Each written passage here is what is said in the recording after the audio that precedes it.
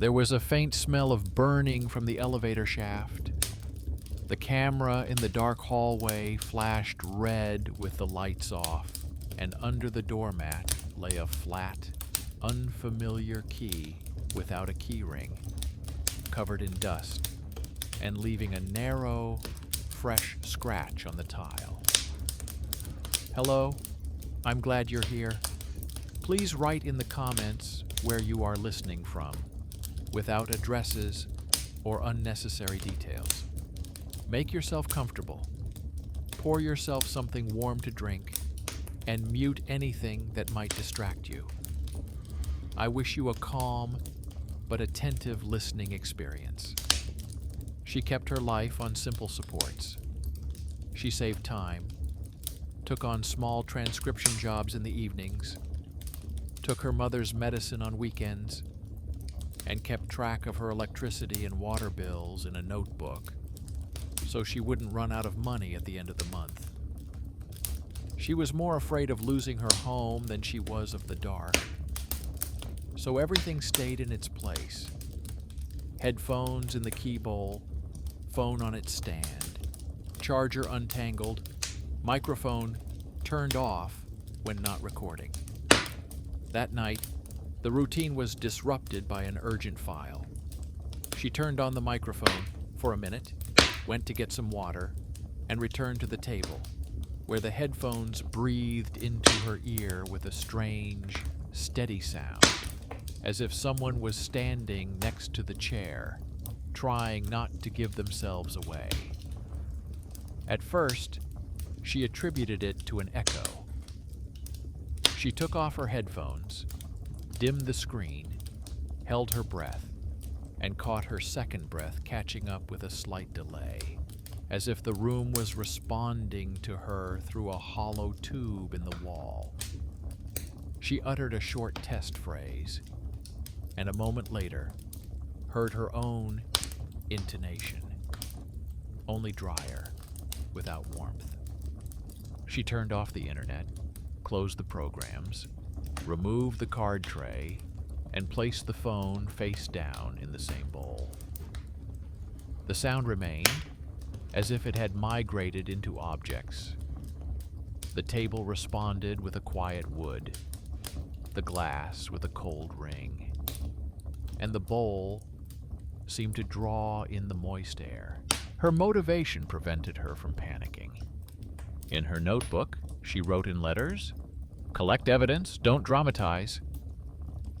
She stuck a transparent strip on the door handle so she could see in the morning if it had been touched.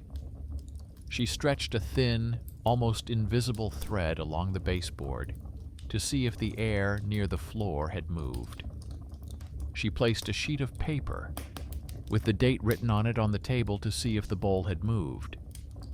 She turned on an old tape recorder, which she kept for important conversations, and placed it nearby, away from the phone. These were her small anchors against the night. The line of observations took shape in the first few hours. The camera by the elevator flashed in the void, as if someone were passing by, although there were no footsteps. The shaft smelled of smoke and dampness, as if the old block had woken up for a second. Under the rug, the flat key had shifted slightly to the edge, leaving a new scratch. By morning, a thin ring of moisture had appeared in the key bowl, as if from a cold glass. And on the phone, despite the network being turned off, a file appeared with a name that contained her mother's short nickname and today's date in letters. At the end of the file, a familiar voice uttered a phrase she had not spoken, that now it was her turn. It came as a stranger's command, but it sounded like her own tone from years ago, when the two of them stood by the window repeating lists aloud to better remember them. She chose escalation through action. She turned off her phone completely and hid it in the towel closet to cut off any networks. She left the voice recorder on the table, didn't touch the thread and strip, and placed the felt under the tabletop in the corner where the wood touched the wall. She didn't yell at the silence, but gave it a simple task: to manifest itself in objects. The night passed in fits and starts. Sometimes it seemed that the second breath was easing, then it would rise again at her ear. She didn't turn on the light or go to the door, but felt for the notebook with her palm and wrote one short line by touch: keep the rhythm. In the morning, the evidence lay there like tools after work. The strip on the handle remained intact. The thread hadn't moved. The felt had calmed the thin, ringing corner. The bowl was dry. The ring had disappeared.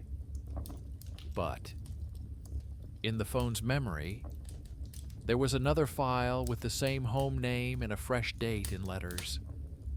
On the voice recorder, there was a slight click, similar to a cassette tape, like in childhood, when her mother pressed record on an old device and asked her to repeat the list of medications.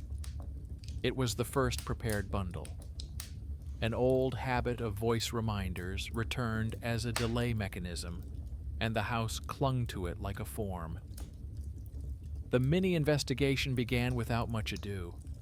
She went down to the concierge, recounted that she had heard an extra sound at night and would like to check the intercom log. The lines were empty. The concierge added that the camera had briefly rewritten the archive, so the indicator could have flashed even in silence. She went up to the elevator room, where a young technician with clear hands showed her the elevator's movement schedule for the night. No extra stops, no unauthorized entries, just the morning test. He suggested turning on silent mode so that the light would not irritate the eyes. She wrote in her notebook, "No entries, archive yes." When she returned, she opened a transparent folder with receipts and put in a photo of the bowl with the ring, a picture of the strip on the handle, a note about the flashing light, and a screenshot file with a strange name. Order put fear into compartments. In the evening, a note from the manager arrived in the mailbox with a dry note about a scheduled ventilation check. It looked like a coincidence, but the janitor's hands worked proactively. The screen in the apartment above stopped rattling, and he quietly fixed the loose corner of her baseboard. This inconspicuous work was the second hint of a change. An unexpected benefactor with access to the basement and stairwells intervened with a single decision, without resorting to legends. There was also a little man in the house with his own skills, a student neighbor, who was usually considered a source of noise and requests, saw a dictaphone on her table and, embarrassed, said that he could break down the voice into tracks and measure the delay. She agreed. He returned with his laptop, spread out the spectrum, and showed that the second breath was not a new voice, but a reflected copy with a constant delay, as if the sound were traveling in an empty cavity in the wall and returning with the same difference each time. His calm analysis without jargon became the third prepared support: hidden talent versus status. When the solution comes from someone who was not listened to. In the evening, she took her mother's medicine and did not hide the essence, only removing the scary words. She retold that the room repeats her breathing, and the technique only catches it. Her mother put her hand on her shoulder and said that in the dark, it's not fighting that helps, but naming objects. Stool, window, stove, handle. It wasn't advice from a book, but a shared skill from their past, which used to be reinforced by the click of a cassette tape. Now that click was hidden at the end of the nighttime path. On the way back, the red light flashed again by the elevator. The camera, like a polite guard, gave a brief "hello" and fell silent. Under the rug, the flat key pressed slightly through the fabric, leaving a new scratch on the edge. She lifted the rug, put the key in a bowl, and wondered whose it was and where it came from in her house. A new line appeared in her notebook. Key? Question. Fear began to work, like a to-do list. She structured the night as an experiment. The phone was turned off and in the closet. The voice recorder was in its usual place. The strip and thread were on duty. The felt was under the tabletop. The window was covered to eliminate false drafts. On the table was a sheet of paper with the date written in letters. She lay down and in the dark named the things around her, as she had once been taught. Bedside table, lamp, glass, pen. Her breathing evened out. The second breath lagged behind by a fraction of a second, as if learning from the first. The room became quiet, not because of a miracle, but because the objects had taken their places. And yet, at the very end, the tape recorder again recorded a familiar, soft click, like a tiny stop sign from the past, followed by her intonation, with which she usually asked herself to stop when her anxiety grew. There is no ending to this part, nor should there be. The story moves on without drawing conclusions. But the foundations are already in place. The old family bundle with voice reminders pulls an invisible thread through the wall. The neighbor with his quiet skill speaks the language of facts. The janitor invisibly changes the fabric of the house with his labor. The concierge keeps the empty lines of the logbook as proof that no one entered at night. It remains to be understood why the files on the phone are stubbornly labeled with the short nickname of the mother, where exactly the hollow delay channel is hidden, and whose flat key lies under the rug like a stranger's habit. I continue to keep the rhythm and talk to the nights in the language of things, because it is things that unerringly show when there is an extra sound in the house. She didn't change the rhythm. She just tidied up around herself, as if she were gathering small, spilled sand with a brush. In a transparent folder lay photos of a bowl, strips and threads, a screen with a strange file name, and a dry note from the elevator about a nightly archive update. In the afternoon, a new trifle arrived like a joke. A message appeared in the messenger from a short number, saying that the courier was delayed and asking if the order could be left in the same place as last time.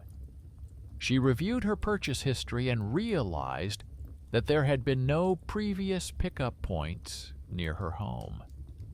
A few minutes later, a photo of the entrance came, taken from outside, with no people or cars, just a lamp under the canopy and the same camera dome.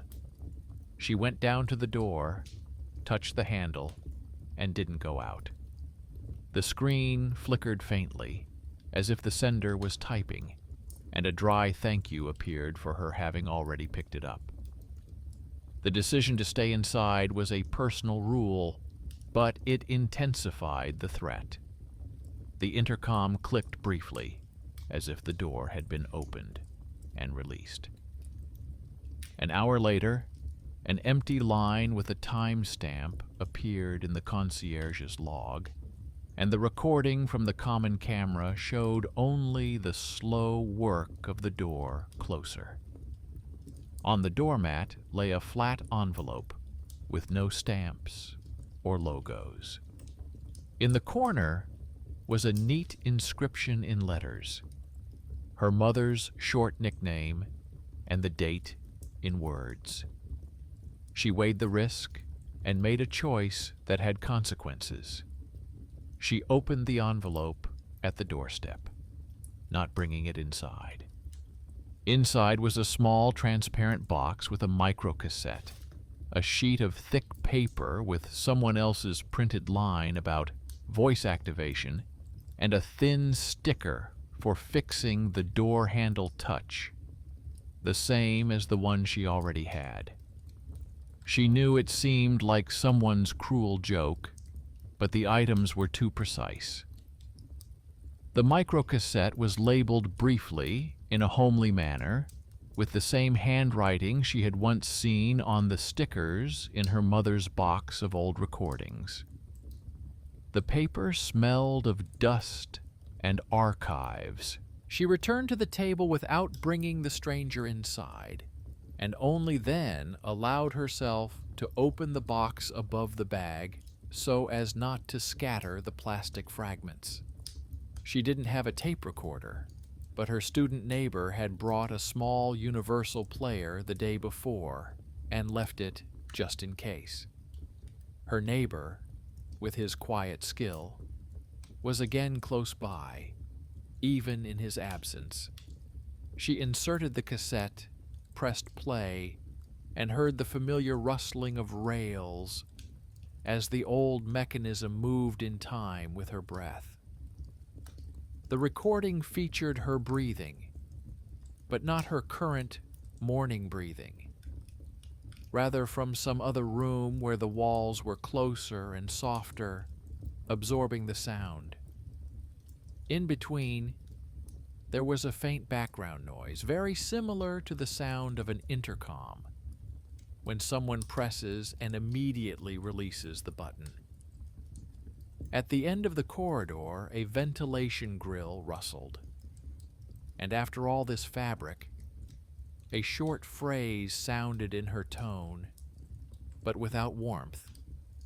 It was said that now it was her turn. It was not a warning, but rather a transfer of position, as if someone's hand from the cassette had waved in her direction and left. She noticed that the same difference remained between her breath and its reflection on the tape. She finds this constant delay in soundtracks when she aligns other people's recordings for customers. The skill of cheap transcriptions suddenly became more useful than any explanations from others. She went down the dry steps to the concierge and calmly recounted. There was an envelope with no sender at the door, a cassette inside.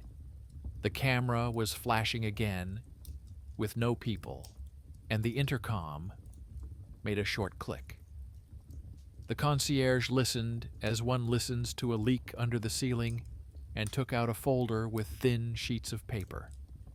In the middle was an old logbook with a 10-year-old entry about temporarily connecting an archive recorder to the intercom line. The surname at the bottom was familiar, her mother's maiden name. At that time, other people lived in the house, and someone had asked to temporarily hang voice reminders on the line so that the elderly woman would not be frightened by the calls. It was an old connection that had come to the present day, by strange paths. She went up to the elevator. The young technician, who had already offered silent mode once, looked at the envelope and, without commenting on other people's business, said that he could open the technical cabinet for a few minutes to check if there were any old pieces of wiring left. He warned that without requests and reports, he would only show her, not touch anything. Inside the metal door, it smelled of dust, dry rubber, and hospital. On the wall hung a small block with a bitten-off wire and a piece of transparent tape. On the case was a faded sticker with a few letters, like on a cassette tape. The technician explained that such blocks were installed temporarily when someone wanted to record voices at the entrance, and that they were usually removed, but sometimes the tale was forgotten. There was no desire to dramatize in his voice, only everyday fatigue. It was another small resource he could offer. 10 minutes of light, an open door, a chance to take a look. Her own hidden talent worked without loud words. She held the player in her hand, and, while the technician illuminated the empty space, turned on the cassette. She listened not to the words, but to the margins. How the low frequencies pulled, where it hissed, where there was a drop, how the stairwell echoed. It was clear that the echo in the recording matched the soft emptiness behind the metal door. The delay was as precise as a ruler. This did not mean anything mystical. It meant that there was a path in the house along which sound traveled, and this path was accustomed to responding to her voice because similar intonations had traveled along it before. By evening, the house had added 2 more touches. On the mail shelf lay a thin white envelope with her surname in letters and no address. Inside was a formal letter from the management with a notice of an upcoming ventilation inspection on her riser and a request to leave access to the specified window of time. She was pleased with this mundane coincidence because sometimes life itself provides the necessary tools. The second trifle came from the same short number that had written in the morning. A dry phrase expressing gratitude for simplifying access to the technical hall. An eternally doubting person would call it persecution, but she only noted the fact. Someone was making sure the paths were clear. She intensified her part of the work. She didn't number the little things, but added another way of catching them. The lady from the kiosk on the corner sold her a small paper flag on a thin wire, which is used to check for drafts, and a list of office supplies. She stuck the flag near the baseboard, where the dust pattern sometimes changed, went over the invisible cracks with glue based on the janitor's advice, and secured the felt under the tabletop more tightly. Her movements resembled endless repairs, but they restored the room's own breath, not giving it up to the delay. At night, she made another deliberate escalation.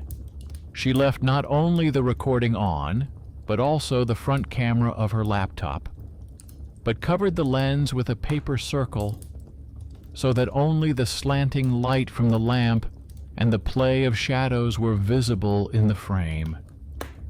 She wanted to capture not someone, but the movement of things. The breathing repeated twice, then moved closer to the wall where the grate hung. The flag trembled slightly and froze. The paper strip on the handle remained flat. There was no ring on the bowl. She had almost calmed down when, at the very end of the recording, the familiar cassette click sounded quietly. And for a split second, the second breath did not lag behind, but on the contrary, slightly preceded her inhalation, as if the room had decided to take the first step. This was new and not good. In the morning, she checked everything she could. The intercom log was empty. The concierge had no night calls.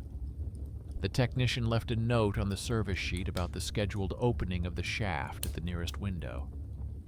The janitor, meeting her at the trash cans, told her that there was a strange humming noise coming from the old cover under her ceiling, and offered to quietly screw it down before the papers, if she didn't mind. He did it without saying a word, pulled out 2 screws, and said that now the rattling would go away. Little people did little things that made it easier to breathe. At home, a new oddity awaited her, again a simple one. Another file with a short home name appeared on her phone. There was no phrase about the Q at the end. Instead, there was her the familiar agreement she used to give as a child when her mother asked her to repeat the list. That sounded a fraction of a second before she had time to think about it. She put her phone on the table, walked over to the window, and held her breath. The second breath in the room did not follow, but was slightly ahead, as if trying to lead. She made another choice. She called her mother, and, without alarming her with her words, recounted how the house seemed to be learning to breathe for her, how the tapes with her mother's handwriting were lying on her desk, and how technicians would be coming in the next few days. Her mother listened and said that once, in this house, they had indeed connected a voice to the intercom for a short time, so that she would not be afraid of strangers calling. She added that it was easier then, when the names of things were spoken aloud, and asked her to keep this simple habit. It was a quiet bridge between then and now, not a legend, but a memory. There was still the question of the stranger's flat key. On the back, there was a barely visible stamp with 2 letters and a short line. The concierge looked at it through a magnifying glass and said that such keys are made for temporary locks in utility rooms, and the letters may mean the old number of a box that no longer exists. He suggested checking the basement when the electrician came, because sometimes there were pockets left behind by previous tenants. The suggestion sounded like a normal work task, not a ghost hunt. In the evening, she gathered her stitches again. The flag by the baseboard, the strip on the handle, the felt in the corner, the folder with receipts on the table, the cassette in a transparent box, like a heavy magnet for thoughts. She lay down and listened, not with her ear, but with her shoulders as they rose and fell. The second breath in the room tried to go first again and took half a step ahead. She looked away, as if from a mirror where your version suddenly winked at you for a split second. She said nothing into the space, only wrote in her notebook in letters. Ahead for a moment, check the mine, check the basement. Don't give up the rhythm. The story did not turn. The house was preparing a technical window, The concierge kept a folder of old magazines at hand. The janitor clicked with small screws and nets. The neighbor showed even steps of delay on the spectrum. And she, as always, stuck to the simple. Do not feed fear, but feed order. And yet, when the camera by the elevator flashed longer than usual at night, she realized that the next step would not be in the room. She would have to go down to where it was damp and smelled of dust from old wires and see what exactly in the building had decided to breathe before her. She waited for the maintenance window like one waits for a plumber to visit, without hope for a miracle, but ready to do her part. An hour before it began, she scanned the apartment with her eyes, as if touching every object from a distance with her fingers. On the table lay a transparent box with a cassette tape. Next to it, a player, a folder with receipts, a flag on a wire by the baseboard, felt under the tabletop. The phone was turned off and hidden. The voice recorder was in its usual place. A short note was added in letters on the sheet with the date. Descent. Check breathing at home. Don't lose rhythm. She left her laptop on with the lens closed so that the recording would continue anyway, and quietly said to herself that she would be back in an hour and would not stay longer than necessary. These were not vows, but simple rules that kept fear within the confines of the hallway. Downstairs, the concierge had already prepared the keys. He repeated the order. The technician would open the cabinet. The electrician would check the cable. The janitor would stand guard on the stairs. And she would be nearby, but would not touch anything without being asked. She nodded and thought that this arrangement was like a neat diagram, where everyone had their own arrow and responsibility. It was more reassuring than any talisman. The technical door inside smelled of dry rubber, mouse dust, and something from a pharmacy. The janitor placed a stool at the threshold so as not to step in the invisible puddle that old ventilation always brings with it. The electrician unscrewed the cover and gestured with his hand that the noise would now go away. The technician illuminated the metal box in the empty space where the small unit had previously hung. Traces of adhesive tape and faded letters remained on the wall, as if from a sticker with a short name. It was not proof, but a tiny clue, and she had accumulated a collection of such clues over the past week. She turned on the cassette player and let the recording run until the rustling turned into a steady wave of breathing. The wave settled within these walls as if on its native shore. The air took on a rhythm, and her own shoulders under the light bulb suddenly adjusted to someone else's measure. She caught this moment and mentally noted, the house draws conversation to itself, as if it were in the habit of responding first. It was more dangerous than a simple echo. More dangerous, because such habits become ingrained, become the norm, and then begin to dictate the terms. She did the thing that was the whole point of coming downstairs. She asked the technician not to turn off the light, but instead to leave everything as it was for a minute, and at the same time climbed up to the middle landing where the grate on their riser hummed the loudest. The janitor handed her a long brush, and the electrician held the ladder. She placed the flag on the wire against the crack and saw it tremble and freeze. The pole went inside, as if something had taken a deep breath, and finding no resistance, carried it away. At that moment, the player below recorded the familiar cassette click, only a fraction of a second earlier.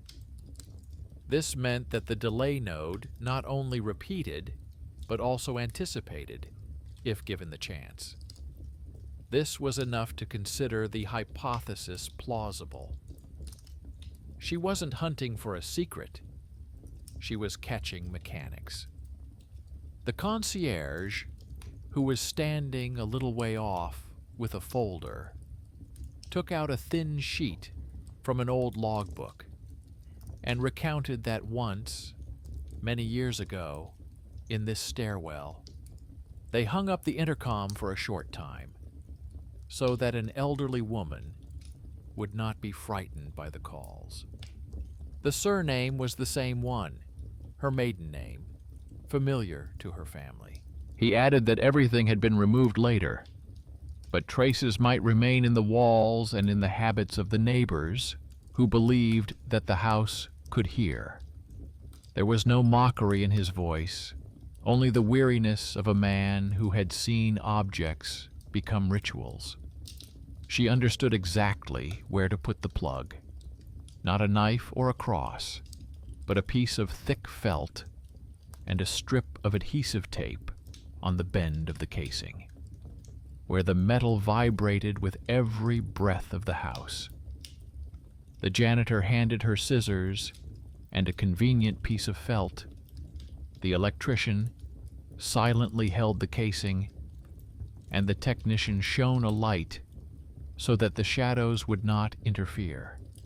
She attached the felt as if gluing a child's applique, pressed down the tape, and added a second strip on top. It was not pretty, but it was honest. The noise subsided. The air stopped circulating like a tram without a stop. Downstairs, the player she had left open recorded the breath that followed, strictly behind, without any strange anticipation. She heard in this change not victory, but tolerable clarity. The circle slowed down and became a circle again, not a spiral. On the way back, the house gave her a little test. The light in the hallway went out, as happens in old buildings when someone overloads the line. In the darkness, her ear quickly picked up a familiar rhythm from the air, and this rhythm tried to take the lead again. She did not cling to the unfamiliar tempo. She raised her palms in a familiar gesture and mentally named the objects along the way: handrail, step, door, stool, lamp, magazine. The janitor clicked the switch. The electrician turned on the circuit breaker. The technician checked the automatic switch. The lights came back on.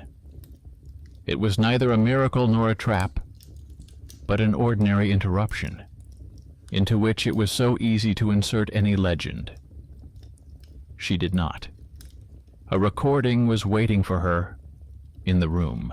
The laptop, left with the peephole taped over, recorded strips of sound: silence, a short rustle from the elevator, the steady wave of her breathing, a second one, slightly lower in volume, repeating without anticipation, and at the very end, a tiny cassette click, already sounding tired.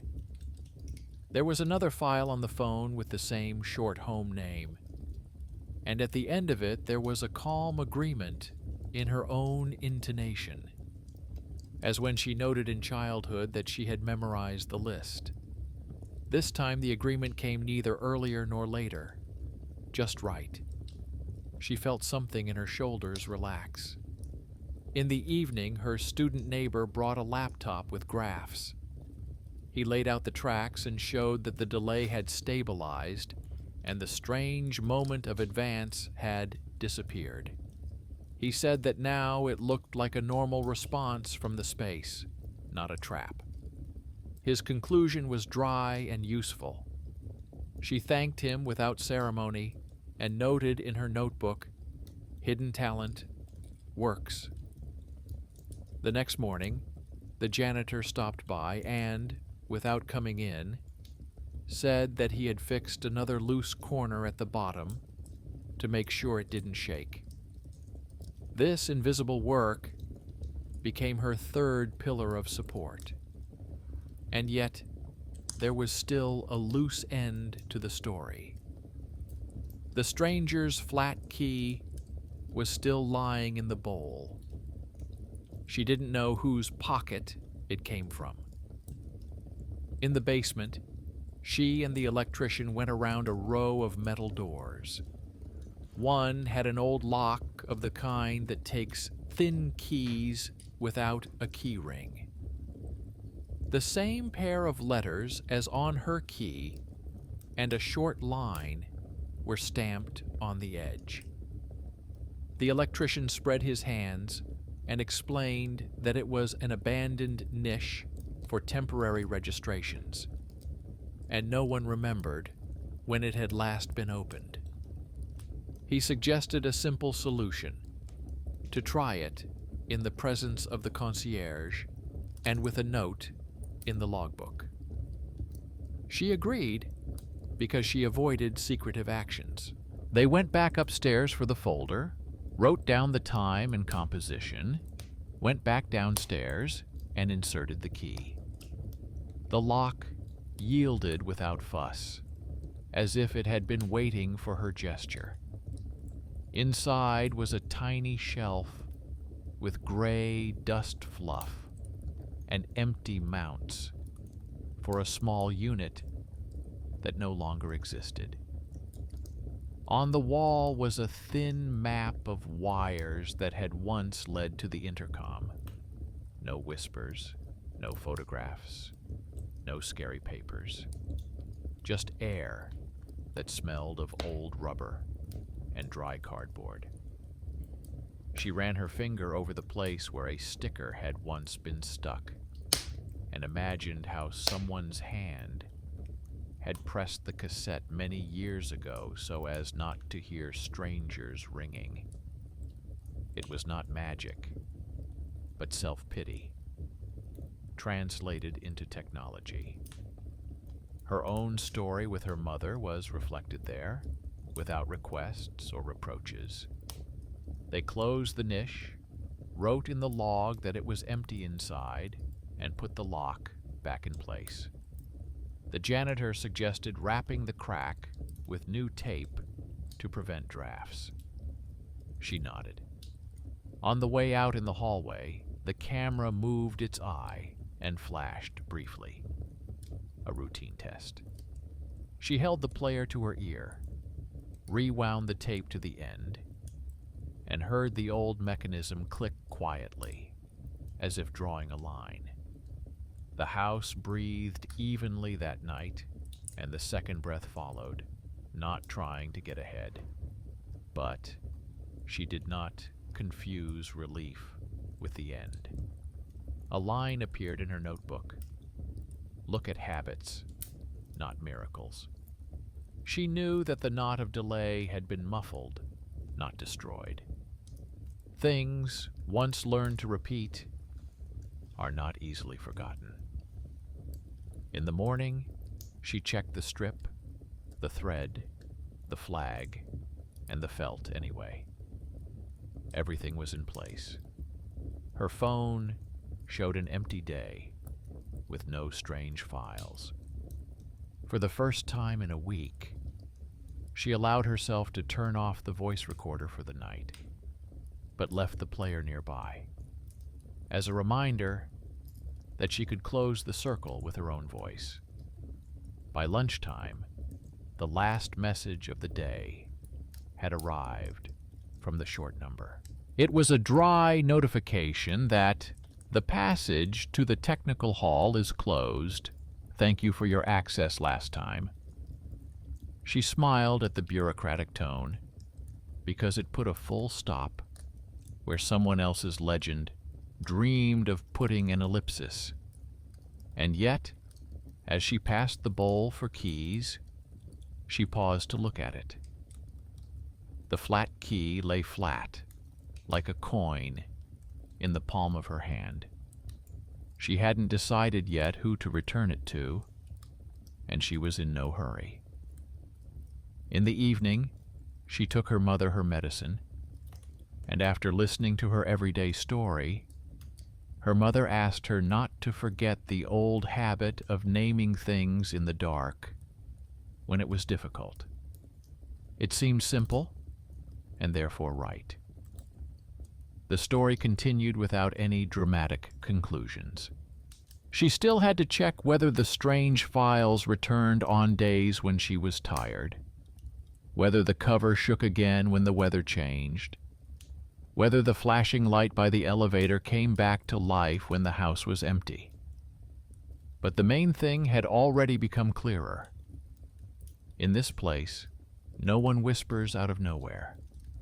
Here, old paths of sound, old worries, and old mistakes that can be fixed with your hands respond. This means that if her breathing tries to get ahead of her again at night, she has an answer no louder than a whisper, and no quieter than a pulse, order, evidence, and people who were previously considered secondary, but now are indispensable. In the evening, the slush began, and the house rang differently. In the long corridor, the lamps clicked reluctantly. The elevator delayed its doors for a breath, as if listening to itself and to people. She returned with groceries, paused at the mailboxes, and immediately noticed something out of the ordinary. A fresh sheet about a backup notification line test was hanging on the common bulletin board. The sheet was unsigned, but the font matched the papers from the manager. This did not explain the meaningless messages from the short number, but it did suggest a mundane explanation. Somewhere in the old system, someone had turned on a forgotten channel. She photographed the sheet and put the picture in a folder with the rest of the trivial things, because such a piece of paper would come in handy when fear began to take hold. At home, the air was calmer than the day before. The felt held its angle. The flag did not tremble. The strip on the handle was dry. She put the microcassette next to her, like a weight on the edge of her thoughts, and for the first time in a week, allowed herself to turn on the music in the background, quiet, without words. But getting used to anxiety is more insidious than silence.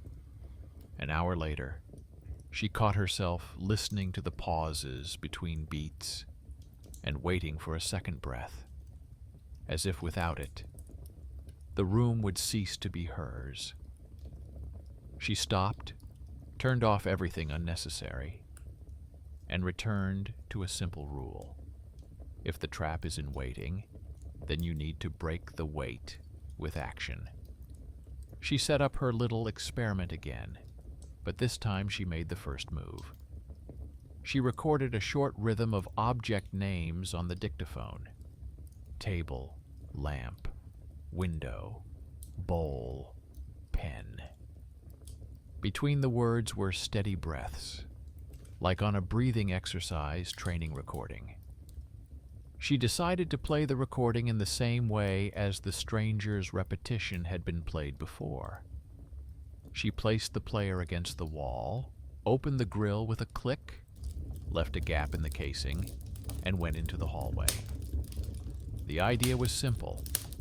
to give the house not her living breath, but a deliberately composed rhythm, to see if the delay would follow it. Her student neighbor was at home at the time. She asked him in advance to take a look at the curves later, without explaining the details, so as not to get him excited. He agreed briefly, and without loud promises, like a man who had already helped once with his quiet knowledge. While the recording was going on, another message came from that same short number. It dryly stated that the online presence mode has been activated for a short period of time. The phrase sounded mechanical, but that's how any official phrase should sound. Its flatness confirmed the everyday version. She took a screenshot and closed the screen. A few minutes later, a familiar thin sigh came from the grill, followed by the names of her items, even and slightly muffled, as if distant. It was an important shift.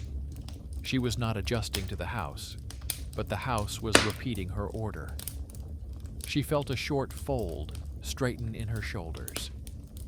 "It will rain tonight," predicted the mug on the windowsill, leaving invisible moisture on the glass.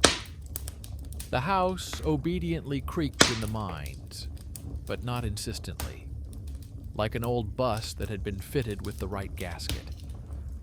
She went to bed early because she had to go to her mother's the next morning.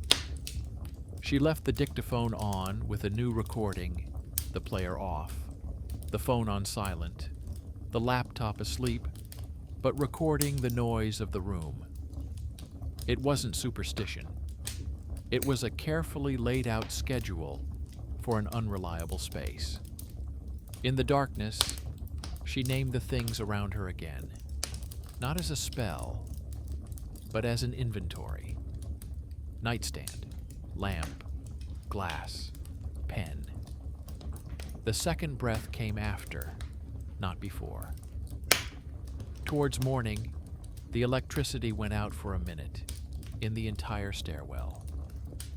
It happened quietly and honestly, without rustling or miracles. Just a wet wind blowing somewhere. She didn't move toward the window.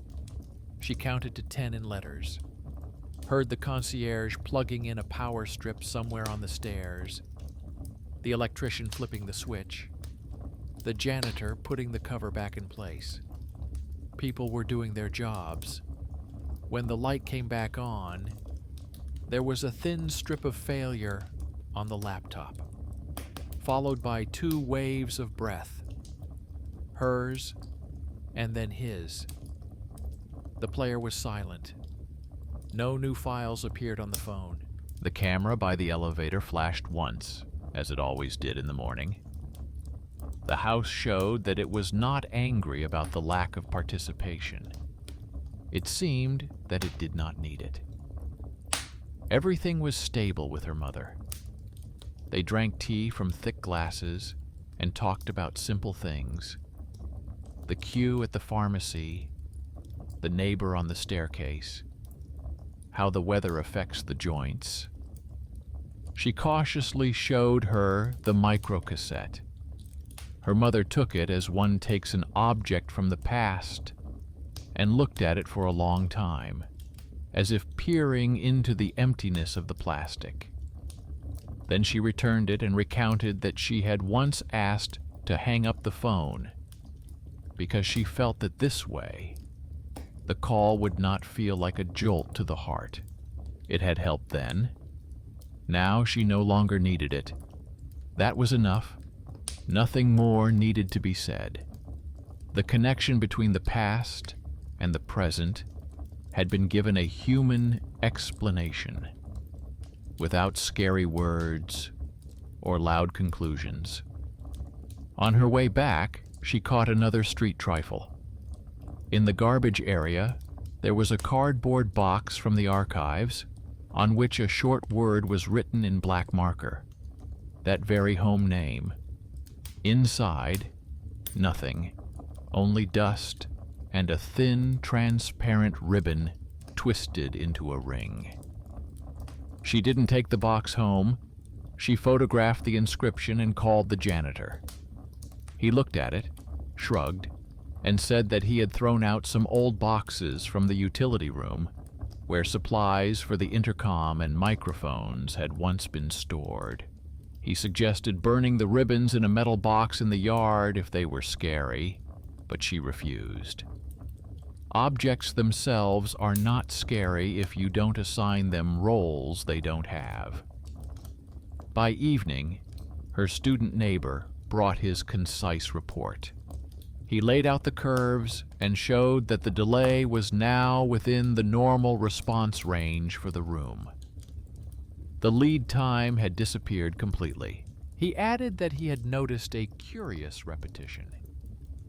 When she played the recording with the names of the objects into the wall, these words stood out in the response signal, as if the space could better sense what was named. He smiled awkwardly, suggesting that it might just be psychoacoustics. She replied that this was enough for her. Things named by name fall into order, and order keeps breathing at arm's length. Only the flat key remained. It lay in the bowl, like a question she didn't want to answer with someone else's assumptions.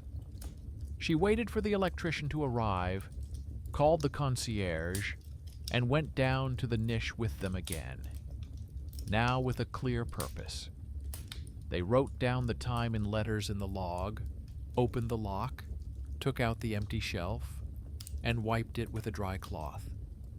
In the corner, they found a tiny piece of paper, stuck together with dust. Someone had written 2 words on it, letter by letter. "I'm home." The piece of paper did not belong to her family. The handwriting was unfamiliar, more like a man's. The concierge took the trash away in a bag so that no traces remained. They locked the lock, and she returned the key to the bowl, but without the inner tremor. It had as much meaning as an old bolt, an incomprehensible remnant of a former system. That night, for the first time, she was able to fall asleep without making any recordings. The dictaphone lay switched off, the player unplugged, the phone muted in the bedside table. The room was quiet and empty, like a library before opening time. And yet, at some point, an old fear awoke. For a moment, it seemed that the second breath was coming again. She didn't turn on the light. She raised her hand and named the objects. Then she added 2 names, hers and her mother's, not as a challenge, but as a reminder to herself of who exactly lived in this room. The second stretched and contracted, and silence settled like a blanket. In the morning, a letter from the manager was waiting for her. Confirmation that the temporary backup notification line had been disabled, previous technical keys were to be returned, and the intercom network log had been updated. The dry wording sounded like concern to her. She put the letter in a folder. On top were photos of the bulletin board, a picture of the box with the house name, and screenshots of the short number. Next to it was a microcassette, which she decided to donate to the oral history department of the city library, if they would accept it. It was better for things to be part of the record than part of a legend. The day passed without any miracles. The camera by the elevator flashed once, as it should. The ventilation only howled in tune with the weather. The flag by the baseboard did not move once. The flat key lay quietly in the bowl, and only in the evening did a small test occur.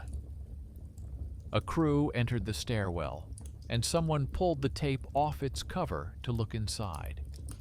The heir decided to take advantage of the opportunity and let out a thin whistle.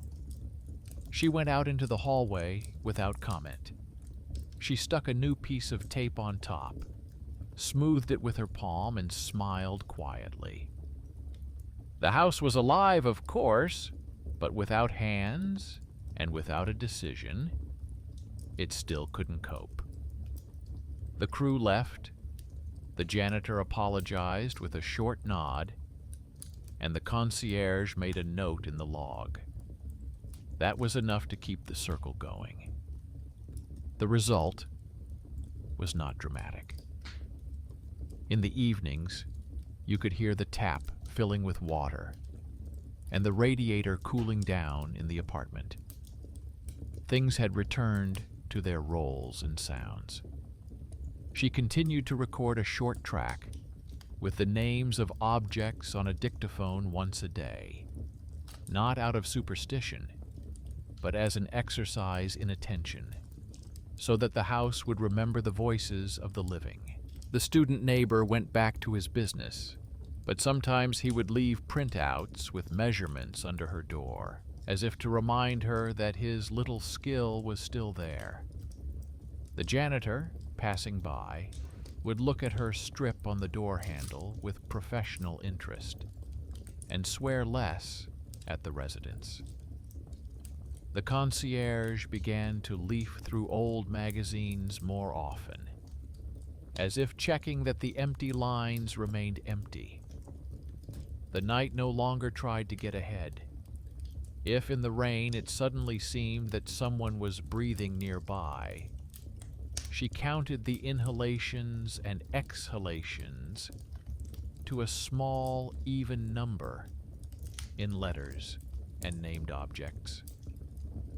The house responded in unison without trying to lead. It was not a victory over something. It was neatly assembled justice.